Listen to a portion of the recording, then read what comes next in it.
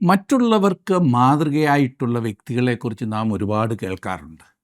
എന്നാൽ ഒരു സഭയെ മൊത്തം എടുത്ത് മറ്റുള്ള സഭകൾക്ക് എല്ലാ വിധത്തിലും ക്രിസ്തീയ വിശ്വാസത്തിൽ മാതൃകയാകുന്നു എന്ന് പറയുവാൻ ചുരുക്കം ചിലതേ ഉള്ളൂ. എല്ലാ ക്രിസ്തു വിശ്വാസികൾക്കും മാതൃകയായുള്ള പ്രാദേശിക സഭകൾ അധികമില്ലാത്തത് ആശ്ചര്യമാണ്.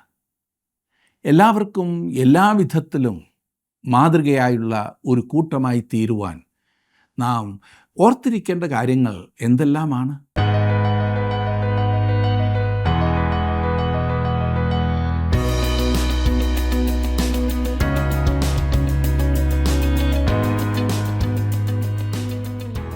ജീവസന്ദേശത്തിലേക്ക് സ്വാഗതം. ക്രിസ്തു ജഡത്തിൽ കഷ്ടമനുഭവിച്ചതുകൊണ്ട് നിങ്ങളും ആ ഭാവം തന്നെ ആയുധമായി ധരിപ്പീൻ എന്നാകുന്നു വചനം നമ്മോട് ആവശ്യപ്പെടുന്നത്. ദൈവരാജ്യ നിമിത്തമുള്ള കഷ്ടങ്ങളെ ക്രിസ്തുവിൻ്റെ കഷ്ടങ്ങൾ എന്നാകുന്നു വിശുദ്ധ പത്രോസ് വിളിച്ചിരിക്കുന്നത്. ക്രിസ്തുവിൻ്റെ നാളിൽ ഉല്ലസിച്ചാനന്ദിപ്പാൻ ഇടവരുമെന്നതിനാൽ അവയെ സന്തോഷത്തോടെ സ്വീകരിക്കുവാൻ ഒരു ദൈവഭക്തന് സാധിക്കും. 1 തെസ്സലോനിക്കർ 1-ാം അധ്യായം 6 മുതൽ 10 വരെയുള്ള വാക്യങ്ങളാണ് ഇന്ന് നമ്മൾ പഠിക്കുവാൻ പോകുന്നത്.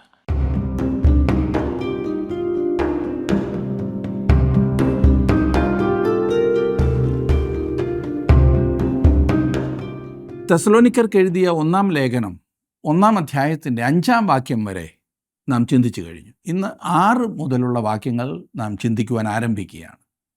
ഞാൻ 6-ാം വാക്യം ഒന്ന് വായിക്കാം. തെസ്സലോനിക്കർക്ക് എഴുതിയ 1-ാം ലേഖനം 1-ാം അധ്യായത്തിൻ്റെ 6-ാം വാക്യം. ബഹു കഷ്ടം സഹിക്കേണ്ടി വന്നിട്ടും നിങ്ങൾ പരിശുദ്ധാത്മാവിൻ്റെ സന്തോഷത്തോടെ വചനം കൈക്കൊണ്ട് ഞങ്ങൾക്കും കർത്താവിനും അനുകാരികളായി തീർന്നു. ശീലാസിനെയും തിമത്തിയോസിനെയും തന്നെയും അനുകരിക്കുവാൻ കൊള്ളാകുന്നവരായി പൗലോസ് പറയുന്നു. വ്യക്തിപരമായി ഞാൻ മറ്റുള്ളവരെ അനുകരിക്കുവാൻ കൊള്ളാകുന്നവനാകുന്നു എന്ന് പറയുവാൻ മടിക്കും. അങ്ങനെ വളരെ നല്ലവനാണ് ഞാനെന്ന് ഒരിക്കലും കരുതുന്നില്ല. എന്നാൽ പൗലോസ് എത്ര പ്രാഗൽഭ്യത്തോടെയാകുന്നു തന്നെക്കുറിച്ച് ആ കാര്യം പറയുന്നതെന്നൊന്ന് ശ്രദ്ധിച്ചേ. റോമാ സാമ്രാജ്യത്തിൽ മുഴുവനും ഒരു സ്ഥലത്ത് നിന്ന് മറ്റൊരു സ്ഥലത്തേക്ക് സഞ്ചരിച്ച് പ്രവർത്തിച്ചിരുന്ന പൗലോസ് തന്നെ ഈ ക്രിസ്തു വിശ്വാസികൾക്കൊരു മാതൃകയാക്കി സമർപ്പിക്കുന്നു. അവൻ പറയുന്നു, ബഹു കഷ്ടം സഹിക്കേണ്ടി വന്നിട്ടും നിങ്ങൾ പരിശുദ്ധാത്മാവിൻ്റെ സന്തോഷത്തോടെ വചനം കൈക്കൊണ്ടു. ഇവിടെ ഉപയോഗിച്ചിരിക്കുന്ന 2 പദങ്ങൾ ഒന്ന് ശ്രദ്ധിച്ചേ. കഷ്ടം, സന്തോഷം.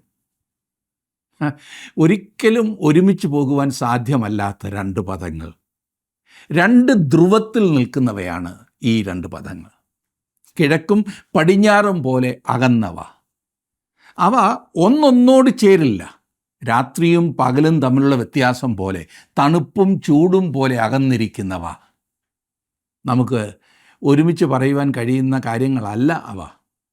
സ്വാഭാവികമായി പറഞ്ഞാൽ ഒരു വ്യക്തി കഷ്ടത്തിൽ കൂടി പോവുകയാണെങ്കിൽ, അതായത് വേദനയിലൂടെ പോവുകയാകുന്നുവെങ്കിൽ, ആ വ്യക്തിക്ക് യാതൊരു സന്തോഷവും ഉണ്ടാകുവാൻ സാധ്യതയില്ല. മറിച്ച് പറഞ്ഞാൽ, അങ്ങനെ ഒരു വ്യക്തിയുടെ ജീവിതത്തിൽ സന്തോഷമാകുന്നു എങ്കിൽ തീർച്ചയായും അയാൾ കഷ്ടം അനുഭവിക്കുകയല്ല എന്ന് നാം അങ്ങ് ചിന്തിക്കും. കഷ്ടം അനുഭവിക്കുമ്പോൾ ഒരാൾ സന്തോഷവും അനുഭവിക്കുന്നു എന്ന് ലോകത്തിൽ ആരെങ്കിലും പറയുമോ? അതാണ് ലോകത്തിൻ്റെ വഴി. എന്നാൽ ഇതിന് ആക്ഷേപമായി അനേകം അനുഗ്രഹീതരായ വിശുദ്ധന്മാരെക്കുറിച്ച് നാം ചരിത്രത്തിൽ കാണാറുണ്ട്, പഠിക്കാറുണ്ട്. ഭയങ്കരമായ കഷ്ടങ്ങളിലൂടെ കടന്നുപോയപ്പോൾ പോലും തങ്ങളുടെ ഹൃദയത്തിൽ കർത്താവിലെ സന്തോഷം നിറഞ്ഞു നിന്ന അവസ്ഥ, അത് യഥാർത്ഥ വിജയമാകുന്നു. ഈ ലോകത്തിൽ ഏതെങ്കിലുമൊക്കെ വിധത്തിലുള്ള കഷ്ടങ്ങളില്ലാതെ ഒരു ജീവിതം നയിക്കുക എന്ന് പറഞ്ഞാൽ അത് ചിന്തിക്കുക തന്നെ പ്രയാസമാണ്, ഇല്ലേ? ഒരു ദൈവപൈതലായാൽ പിന്നെ യാതൊരു കഷ്ടവും ഉണ്ടാകുകയില്ല എന്ന് പഠിപ്പിക്കുന്ന അനേകരുണ്ട്. അതാണ് സന്തോഷമെന്നും അവർ പറയുന്നു. അവർ പറയുന്നത് കഷ്ടങ്ങളെക്കുറിച്ച് ചിന്തിക്കുകയോ അതോർത്ത് ഭയപ്പെടുകയോ ചെയ്യാതിരുന്നാൽ മതി, കഷ്ടങ്ങളൊന്നും വരില്ല എന്നാണ്. ഇയ്യോബ് പറഞ്ഞ ചില വാക്കുകളാണ് അവർ അതിനുദാഹരണമായി പറയാറുള്ളത്. ഇയ്യോബ് പറഞ്ഞല്ലോ, ഞാൻ ഭയപ്പെട്ടത് തന്നെ എനിക്ക് വന്നു ഭവിച്ചു എന്ന്. എന്നാൽ എന്നെ ശ്രദ്ധിക്കുന്ന പ്രിയ ദൈവപൈതലേ, താങ്കളുടെ അനുഭവം എന്താണ്? ഞാൻ പറയുന്നത്, ഒരു ക്രിസ്തു വിശ്വാസിയായി കഴിയുമ്പോൾ കഷ്ടങ്ങൾ ഇരട്ടിക്കുവാനാണ് സാധ്യത എന്നത്രേ. കഷ്ടങ്ങളിലായിരിക്കുന്നവർക്ക് വിടുതലിനുള്ള അനേകം കുറുക്കു വഴികളുമായി വരുന്നവർ കുറവല്ല. രോഗശാന്തിയെക്കുറിച്ചൊക്കെ ഈ കാലങ്ങളിൽ വളരെയേറെ കേൾക്കാറുണ്ട്. കർത്താവ് എന്നെ സൗഖ്യമാക്കിയതിനാൽ ഞാൻ അവന് സ്തോത്രം കരേറ്റുന്നു. എൻ്റെ ജീവിതത്തിൽ ആ അത്ഭുതം കാണുവാൻ സാധിച്ചു എന്നത് മനോഹരം തന്നെ. എന്നാൽ ഞാൻ വിചാരിച്ചതിനൊക്കെ അപ്പുറമായി ആശ്ചര്യകരമായി മുമ്പോട്ട് പോകുന്ന ചില വിശുദ്ധന്മാരെ എനിക്കറിയാം. ഈ പറഞ്ഞവർ ഇപ്പോൾ വേദനയെടുത്ത് അവരുടെ കിടക്കകളിലായിരിക്കുകയാണ്. കഷ്ടങ്ങളിലൂടെ കടന്നു പോകുകയാണ്. ആരോടും ഒന്നും പങ്കുവയ്ക്കുവാൻ കഴിയാത്ത ഭാരങ്ങൾ പേറി അവർ മുൻപോട്ട് പോകുന്നു. എന്നാൽ അവരുടെ ഹൃദയത്തിൽ കർത്താവിലെ സന്തോഷം തിങ്ങി നിറഞ്ഞു നിൽക്കുന്നു. അങ്ങനെയുള്ള അനേകം പ്രിയപ്പെട്ടവരെക്കുറിച്ച് എനിക്ക് പറയുവാൻ കഴിയും. സമയമുണ്ടായിരുന്നെങ്കിൽ ഞാൻ കുറച്ചെങ്കിലും വിശദീകരിക്കാമായിരുന്നു. ഈ പറഞ്ഞത് രണ്ടും കൂടി, അതായത് കഷ്ടവും സന്തോഷവും കൂടി ഒരുമിച്ചിടുവാൻ ലോകത്തിന് കഴിയില്ല. ഏതെങ്കിലും ഒന്ന് മാത്രം. പൗലോസ് തെസ്സലോനിക്കരെ കുറിച്ച് പറയുന്നത്, അവർ ബഹുകഷ്ടം സഹിക്കേണ്ടി വന്നിട്ടും വചനം കൈക്കൊണ്ടു എന്നത്രേ.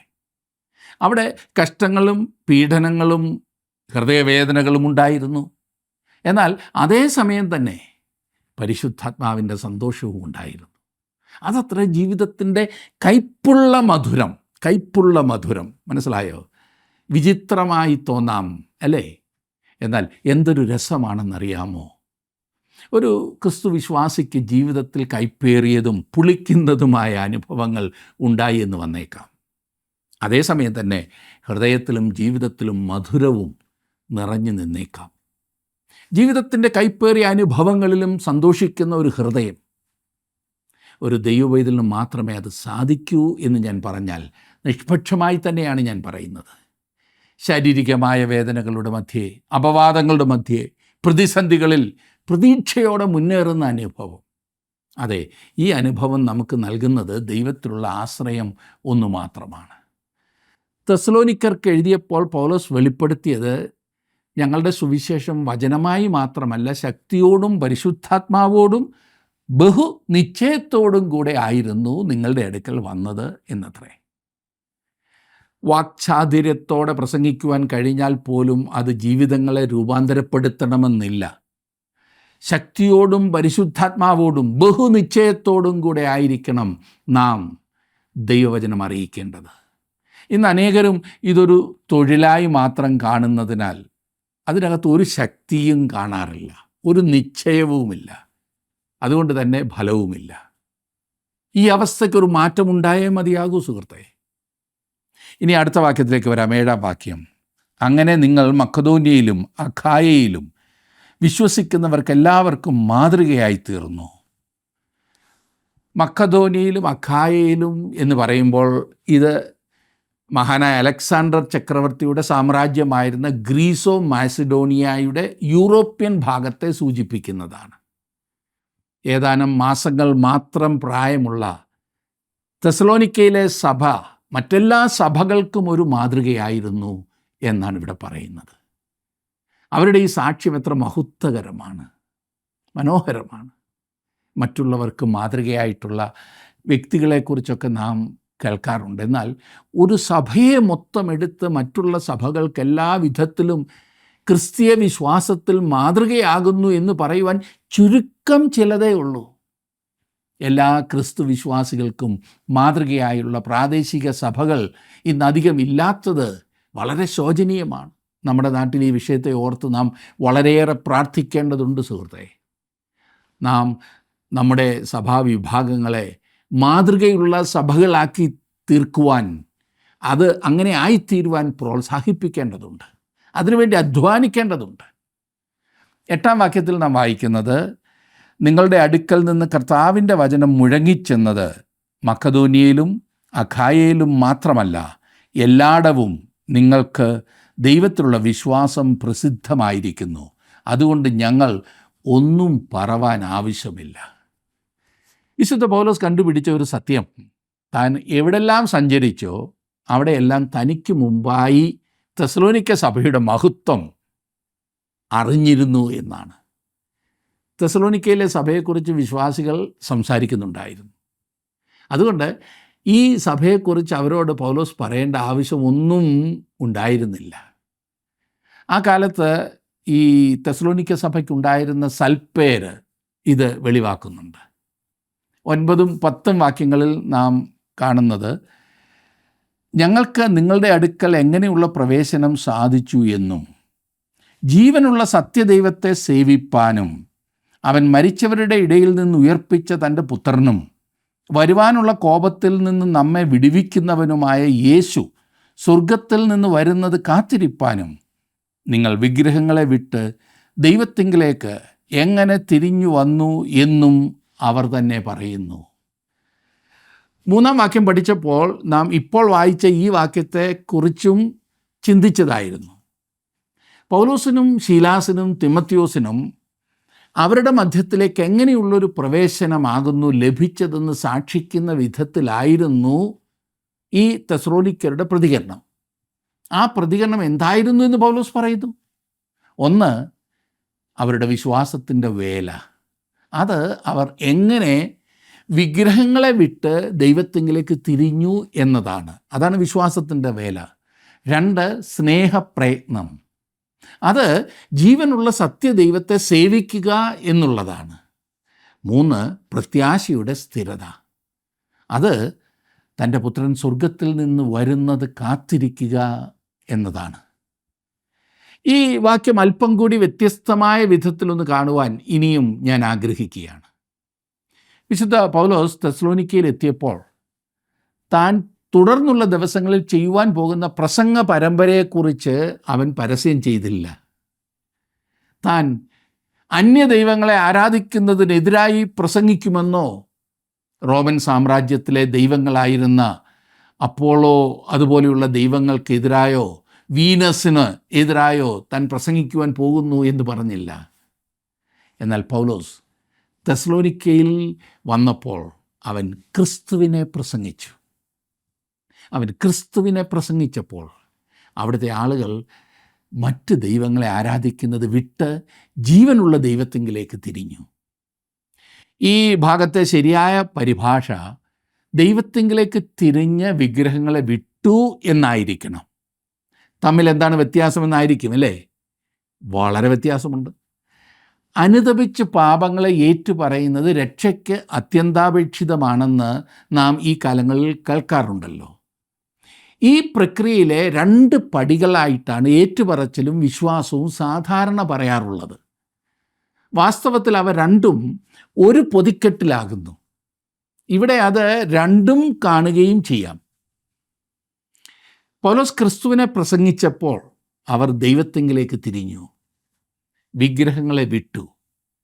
വളരെ പ്രധാനപ്പെട്ട ചില കാര്യങ്ങൾ താങ്കൾ ഇവിടെ കാണണമെന്നത്രേ ഞാൻ ആഗ്രഹിക്കുന്നത്.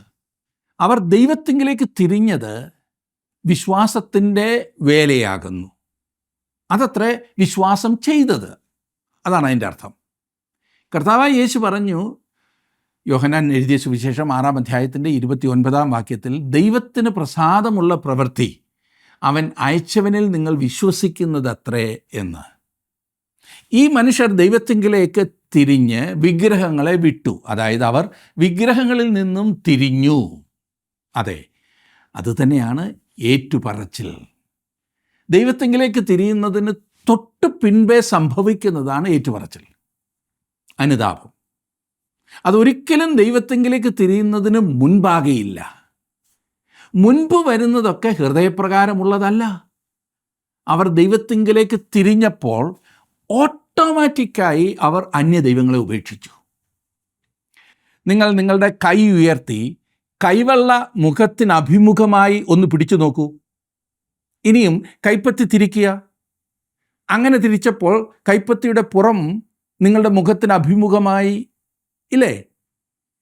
എന്ന് പറഞ്ഞാൽ നിങ്ങളുടെ ആ കൈവെള്ള മറുവശത്തേക്ക് ഓട്ടോമാറ്റിക്കായി പോയി. കൈവെള്ളയും കൈപ്പത്തിയുടെ പുറവും ഒരേ സമയത്ത് നിങ്ങൾക്ക് കാണുവാൻ കഴിയുകയില്ല.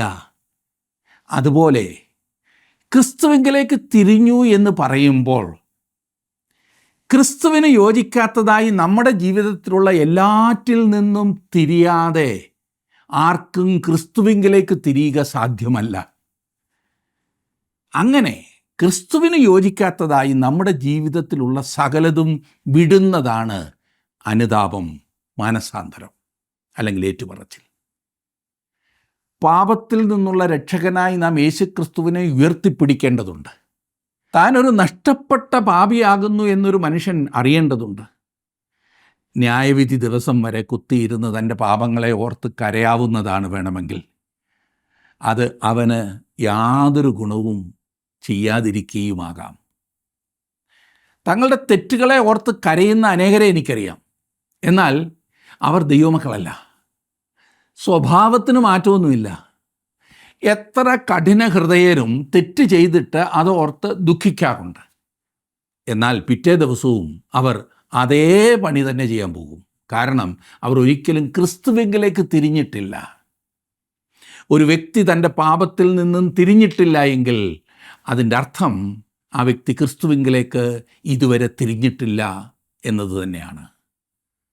അതിൻ്റെ തെളിവാണ് അവൻ പാപത്തിൽ തുടരുന്നത്.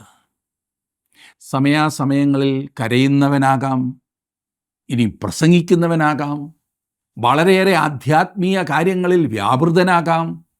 എന്നാൽ ക്രിസ്തുവിന് യോജിക്കാത്തതായി ജീവിതത്തിൽ ഉള്ള സകലതും ഉപേക്ഷിച്ച് ക്രിസ്തുവിങ്കിലേക്ക് തിരിയാതെ പാപത്തെ വിട്ട് ജീവിക്കുവാൻ സാധ്യമല്ല.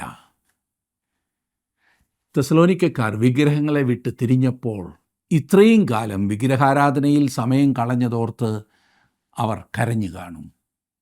അവർ ദൈവത്തെങ്കിലേക്ക് തിരിഞ്ഞതിന് ശേഷം തങ്ങൾ പാഴാക്കിയ വർഷങ്ങളെക്കുറിച്ച് അവർ വളരെയേറെ ദുഃഖിച്ചു കാണും. ദൈവത്തെങ്കിലേക്ക് തിരിഞ്ഞതാണ് ആദ്യം സംഭവിച്ചത്. തുടർന്ന് അവർ ദൈവത്തെങ്കിലേക്ക് തിരിയുക എന്നാൽ വിഗ്രഹങ്ങളിൽ നിന്നും തിരിയുക ആകുന്നു എന്ന് ഗ്രഹിച്ചു. നഷ്ടപ്പെട്ട പാപികളുടെ ഈ ലോകത്തോട് ലോകരക്ഷകനായ യേശുക്രിസ്തുവിനെക്കുറിച്ച് പ്രസംഗിക്കണം എന്ന് ഞാൻ പറയട്ടെ. എന്നാൽ അനുതപിക്കണമെന്നും മാനസാന്തരപ്പെടണമെന്നുമുള്ള ദൂത് സഭയോടാണ് അതറിയിക്കേണ്ടത്. വെളിപ്പാട് പുസ്തകം 2-ാം അധ്യായത്തിലും 3-ാം അധ്യായത്തിലും പറഞ്ഞിരിക്കുന്ന ആസിയയിലെ 7 സഭകളോടുള്ള ദൂത് തന്നെ വായിക്കുക. സഭകളോട് കർത്താവിന് പറയുവാനുള്ള ദൂത് മാനസാന്തരപ്പെടുക എന്നുള്ളതത്രേ. മാനസാന്തരപ്പെടുക. ഇന്ന് സഭയുടെ വെളിയിലുള്ള സകലരോടും സഭ പറയുകയാണ് മാനസാന്തരപ്പെടുക. എന്നാൽ ദൈവവചനം പഠിപ്പിക്കുന്നത് സഭയ്ക്കുള്ളിലുള്ളവർ വേണം അനുതപിക്കേണ്ടത്, മാനസാന്തരപ്പെടേണ്ടത്. ദൈവം മുൻപാകെ കവിണ് വീണ് നാം അനുതപിക്കണം, പാപങ്ങൾ ഏറ്റുപറയണം. രക്ഷിക്കപ്പെടാത്ത മനുഷ്യനോട് പറയുവാനുള്ള ദൂതല്ലത്. അവൻ അറിയേണ്ടത് അവനൊരു രക്ഷകനുണ്ട് എന്നത്രേ. പൗലോസ് അവരോട് പറഞ്ഞത് ജീവനുള്ള സത്യദൈവത്തെ സേവിപ്പാനും എന്നത്രേ. തെസ്സലോനിക്കക്കാർ ഇപ്പോൾ ദൈവത്തെ സേവിക്കുകയാണ്. അത് അവരുടെ സ്നേഹപ്രയത്നമാകുന്നു. ക്രിസ്തുവിനെ സ്നേഹിക്കാതെ താങ്കൾക്ക് അവനെ സേവിക്കുവാൻ കഴിയുകയില്ല സുഹൃത്തേ. കർത്താവായ യേശുക്രിസ്തു പറഞ്ഞു, നിങ്ങൾ എന്നെ സ്നേഹിക്കുന്നു എങ്കിൽ എൻ്റെ കൽപ്പനകളെ പാലിക്കുക എന്ന്. ഓർക്കുന്നുണ്ടല്ലോ. അഥവാ താങ്കൾ അവനെ സ്നേഹിക്കുന്നില്ല എങ്കിൽ അവൻ്റെ കൽപ്പനകളൊന്നും താങ്കൾക്ക് വേണ്ടിയുള്ളതല്ല. അതോർത്ത് താങ്കൾ ഭാരപ്പെടേണ്ടതില്ല. അവനോട് സ്നേഹമില്ലാതെ അവനെ പ്രസംഗിക്കുവാൻ ഒരുങ്ങരുത്. അവനത് ആവശ്യപ്പെടുന്നില്ല. ഭൂലോകമെല്ലാം പോയി സകല സൃഷ്ടിയോടും സുവിശേഷം അറിയിക്കുവാനുള്ള കൽപ്പന കർത്താവിനെ സ്നേഹിക്കുന്നവരോടുള്ള കൽപ്പനയാണ്. സ്നേഹമില്ലാത്തവർക്ക് അതിൽ യാതൊരു പങ്കുമില്ല. യേശു കർത്താവിനെ സ്നേഹിക്കുന്നില്ല എങ്കിൽ ഈ പറഞ്ഞത് അനുസരിക്കേണ്ടതില്ല. കർത്താവ് പത്രോസിനോട് പറഞ്ഞത് നമുക്കറിയാമല്ലോ. അന്ന് ആ കടൽക്കര വെച്ച് ഉയർത്തെഴുന്നേറ്റ കർത്താവ് പത്രോസിനെ കണ്ടുമുട്ടിയപ്പോൾ അവനോട് ചോദിച്ചില്ല, പത്രോസേ നീ എന്തിനാ കുഞ്ഞെ എന്നെ തള്ളി പറഞ്ഞത്? അല്ലെങ്കിൽ പത്രോസേ, പെന്തക്കോസ് നാളിൽ ഞാൻ നിനക്ക് പ്രസംഗിക്കാൻ നല്ലൊരു പ്രസംഗം എഴുതി തരാമായിരുന്നല്ലോ, അതിനൊരു അവസരം ഞാൻ നിനക്ക് തരാമായിരുന്നല്ലോ. എന്നാൽ അതിനു മുമ്പ് നീ കുറേ കൂടി മെച്ചപ്പെടാമെന്ന് ഇപ്പോൾ എനിക്ക് വാക്ക് തരാമോ എന്ന് കർത്താവ് ചോദിച്ചില്ല. അതൊന്നും ചോദിക്കുകയോ പറയുകയോ ചെയ്യാതെ കർത്താവ് ചോദിച്ചത്, പത്രോസേ നീ എന്നെ സ്നേഹിക്കുന്നു? ഇവരിലധികമായി നീ എന്നെ സ്നേഹിക്കുന്നു. അഥവാ പത്രോസ് ഇല്ല എന്ന് മറുപടി പറഞ്ഞിരുന്നെങ്കിൽ കർത്താവ് അവനോട് പറഞ്ഞേനെയും, എന്നാൽ പിന്നെ എന്നെ സേവിക്കുന്നത് വിട്ടുകളഞ്ഞേക്കൂ എന്ന്. അത് കർക്കശമായി താങ്കൾക്ക് തോന്നുന്നോ? ഞാനല്ല അത് പറഞ്ഞത്, പിന്നെയോ കർത്താവായ യേശു. നീ എന്നെ സ്നേഹിക്കുന്നു എങ്കിൽ എൻ്റെ കൽപ്പനകളെ കാക്കുക. അത് മാത്രമല്ല, ഇവിടെ പറയുന്നത് തൻ്റെ പുത്രൻ സ്വർഗത്തിൽ നിന്ന് വരുന്നത് കാത്തിരിപ്പാനും എന്ന്. വെറുതെ ഒന്നും ചെയ്യാതിരിക്കുന്ന കാത്തിരിപ്പല്ല ഇവിടെ ഉദ്ദേശിച്ചത്. അതിൻ്റെ അർത്ഥം താങ്കളായിരിക്കും വളരെയധികം ധൃതിയിൽ മുൻപോട്ട് പോകുന്ന വ്യക്തി. കാരണം നിങ്ങൾ അവൻ്റെ വരവിന് വേണ്ടി കാത്തിരിക്കുകയാണ്. കാരണം കർത്താവ് സ്വർഗത്തിൽ നിന്ന് വരുന്നത് കാത്തിരിക്കുന്ന വ്യക്തിയാകുന്നു അങ്ങനെയുള്ളവർ. ക്രിസ്തുവിൻ്റെ പുനരാഗമനത്തെക്കുറിച്ച് ഏറെ പ്രസംഗിച്ച് കേൾക്കുന്ന ഒരു കാലമാണല്ലോ ഇത്. പലർക്കും ഇതിന് വലിയ ആവേശമാണ്. ശരിയായി ഉള്ള ആവേശമല്ല പലർക്കും ഉള്ളത്, തെറ്റായ ആവേശമാണ്. അങ്ങനെയുള്ള തെറ്റായ ആവേശങ്ങളെ ചൂഷണം ചെയ്യുവാൻ പല മിടുക്കന്മാരുമുണ്ട്. ക്രിസ്തു ഇന്ന ദിവസം വരും, അന്നേരം അവനെ എതിരേൽക്കുവാൻ കാത്തിരിക്കണമെന്ന് പറഞ്ഞ് ആരംഭിച്ച പല കൾട്ട് കൂട്ടങ്ങളെക്കുറിച്ച് ചരിത്രത്തിൽ നമുക്ക് കാണാവുന്നതാണ്. ഒരു ദിവസം അങ്ങ് നിശ്ചയിച്ചു, സമയവും പറഞ്ഞു. അങ്ങനെ പറഞ്ഞത് വിശ്വസിച്ച് അനേകർ ഈ പറഞ്ഞ ആളിൻ്റെ കൂടെ കൂടി. ഇനിയും ജോലിയെടുത്തും മറ്റും ഒന്നും സമ്പാദിക്കേണ്ടതില്ല, ഉള്ള സമ്പാദ്യങ്ങളെല്ലാം വിറ്റ് എല്ലാവരും ഒരു സ്ഥലത്ത് കൂടി കാത്തിരിക്കുകയാണ് വേണ്ടത് എന്ന് ഈ കൂട്ടർ പറഞ്ഞു. അത് അനുസരിച്ച എല്ലാവരും ക്രിസ്തു വരും എന്ന് അവരുടെ നേതാവ് പറഞ്ഞ ദിവസം കടന്നുപോയപ്പോൾ, അന്ന് ക്രിസ്തു വന്നില്ല എന്ന് കണ്ടപ്പോൾ നിരാശിതരായി. ഉണ്ടായിരുന്ന സ്വത്ത് മുഴുവനും നേതാവ് കൊണ്ടുപോയി, ഉണ്ടായിരുന്ന ജോലിയും പോയി, നേതാവ് കടന്നു കളഞ്ഞു. അങ്ങനെ ഒരു കാത്തിരിപ്പിനെക്കുറിച്ചല്ല വിശുദ്ധ പൗലോസ് ഇവിടെ പറയുന്നത്. പിന്നെയോ കർത്താവ് വീണ്ടും വരുന്നു എന്ന ഉറപ്പ് കൂടുതൽ വിശ്വസ്തയോടെ അധ്വാനിക്കുവാൻ നമുക്ക് പ്രചോദനം നൽകുന്നതായി മാറണം. പലർക്കും കർത്താവിൻ്റെ പുനരാഗമനം എന്ന വിഷയം ഒരു ഒളിച്ചോട്ടത്തിനുള്ള പ്രചോദനം പോലെ തോന്നാറുണ്ട്. അങ്ങനെയല്ല വേണ്ടത്. എത്രയധികം പേരെ ദൈവവചനം അറിയിച്ച് കർത്താവിൻ്റെ വരവിനു വേണ്ടി ഒരുക്കുവാനുള്ള ഒരു ആവേശമാകുകയാണ് വേണ്ടത്. ഈ ആലോചന വ്യക്തമാക്കി തരുന്ന ഒരു ഉപമ നമ്മുടെ കർത്താവ് പറഞ്ഞിട്ടുണ്ട്. അതും കൂടി നമുക്ക് നോക്കാം. ലൂക്കോസ് എഴുതിയ സുവിശേഷം 12-ാം അധ്യായത്തിൻ്റെ 40 മുതൽ 47 വരെയുള്ള വാക്യങ്ങളിൽ നാം കാണുന്നുണ്ട്. കർത്താവ് അവിടെ പറഞ്ഞിരിക്കുന്നത് ഇപ്രകാരമാണ്: നനയാത്ത നാഴികയിൽ മനുഷ്യപുത്രൻ വരുന്നത് കൊണ്ട് നിങ്ങളും ഒരുങ്ങിയിരിപ്പീൻ. കർത്താവെ, ഈ ഉപമ പറയുന്നത് ഞങ്ങളോടോ എല്ലാവരോടും കൂടെയോ എന്ന് പത്രോസ് ചോദിച്ചതിന് കർത്താവ് പറഞ്ഞത്, തക്ക സമയത്ത് ആഹാരവീതം കൊടുക്കേണ്ടതിന് യജമാനൻ തൻ്റെ വേലക്കാരുടെ മേൽ ആക്കുന്ന വിശ്വസ്തനും ബുദ്ധിമാനുമായ ഗ്രഹവിചാരകൻ ആർ? യജമാനൻ വരുമ്പോൾ അങ്ങനെ ചെയ്തു കാണുന്ന ദാസൻ ഭാഗ്യവാൻ.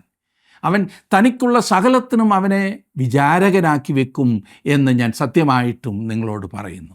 എന്നാൽ ദാസൻ യജമാനൻ താമസിച്ചേ വരികയുള്ളൂ എന്ന് ഹൃദയത്തിൽ പറഞ്ഞ് ബാല്യക്കാരെയും ബാല്യക്കാരത്തികളെയും തല്ലുവാനും തിന്ന് കുടിച്ച് മതിപ്പാനും തുടങ്ങിയാൽ അവൻ നോക്കിയിരിക്കാത്ത നാളിലും അറിയാത്ത നാഴികയിലും ആ ദാസൻ്റെ യജമാനൻ വന്ന് അവനെ ദണ്ഡിപ്പിക്കുകയും അവന് അവിശ്വാസികളോടുകൂടെ പങ്ക് കൽപ്പിക്കുകയും ചെയ്യും. ഒരുങ്ങാതെയും ദൈവത്തിൻ്റെ ഇഷ്ടം ചെയ്യാതെയും ഇരിക്കുന്ന ദാസന് വളരെ അടികൊള്ളും. ഇപ്പോൾ മനസ്സിലായോ ക്രിസ്തുവിൻ്റെ പുനരാഗമനത്തിനു വേണ്ടി ഒരുങ്ങുക എന്ന് പറഞ്ഞാൽ എന്താണ് അർത്ഥമെന്ന്? നമ്മെ ഏൽപ്പിച്ചിരിക്കുന്ന എല്ലാ ഉത്തരവാദിത്തങ്ങളും വിശ്വസ്തയോടെ ആത്മാർത്ഥതയോടെ നാം ചെയ്തുകൊണ്ടേയിരിക്കുക. അത് കർത്താവിന് വേണ്ടി എന്നതുപോലെ നാം ചെയ്യുമ്പോൾ നാം ഒരുക്കമുള്ളവരാണ്. അങ്ങനെയുള്ളവരാണ് പറയുന്നത് വെളിപ്പാട് പുസ്തകം 22-ാം അധ്യായത്തിൻ്റെ 20-ാം വാക്യത്തിലെ പ്രാർത്ഥന, ആമേൻ കർത്താവായ യേശുവേ വരേണമേ. ദൈവം നിങ്ങളുടെ ഹൃദയങ്ങളെ അതിനായിട്ട് ഒരുക്കട്ടെ, സഹായിക്കട്ടെ, അനുഗ്രഹിക്കട്ടെ.